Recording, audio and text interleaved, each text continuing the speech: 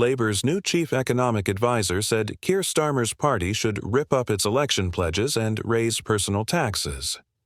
Baroness Minouche Shafik, who was appointed to No 10 on Monday, used an interview earlier this year to suggest upping income tax and VAT to boost Treasury coffers. The former deputy governor of the Bank of England was brought in to act as a bridge between Sir Keir and Chancellor Rachel Reeves ahead of a budget expected to raise taxes later this autumn. But she used an appearance on LBC back in April to attack feeble UK growth under Miss Reeves's stewardship and criticize her last budget for raising employer national insurance contributions, NICs. "I wouldn't have chosen that tax if I wanted to raise revenue," she told presenter Andrew Marr. "I think there are other taxes that are better, like value-added tax or income tax or even a land tax would be really desirable. They are less distortionary and more pro-growth. I also think we need to look at other things like the way the labor market works." The peer also suggested the Chancellor needed to revisit Labour's manifesto pledges and her fiscal rules, something the government has consistently said will not happen, and look at closer economic ties with Europe. The former president of Columbia University in New York also questioned parts of the employment rights bill being championed by Deputy Prime Minister Ms. Rayner. Under the new legislation, bosses will also be required to offer workers a guaranteed hours contract reflecting the hours they regularly work, as well as reasonable notice of shifts and payment of shifts.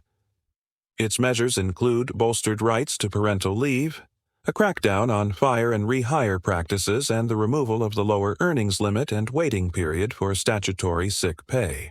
Baroness Shafik told LBC that while the bill does some very good things for workers, it reduces flexibility for employers.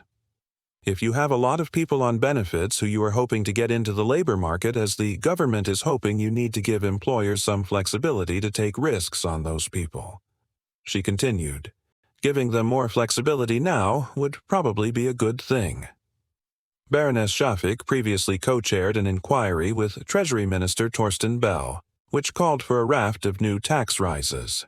She has backed wealth taxes in the past, writing in 2018, "Because wealth has grown even more unequal than income, we should explore taxing wealth such as inheritance, land, and real estate." Ms. Reeves has announced that she will present her autumn budget on Wednesday, November 26. The Office for Budget Responsibility, OBR, will be given the required 10 weeks notice to provide an independent forecast.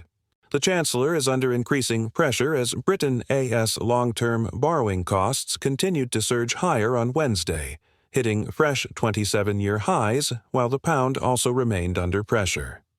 Worries are mounting over the UK's finances before the budget, with concerns that Ms. Reeves will be forced to hike taxes and slash spending to balance the books.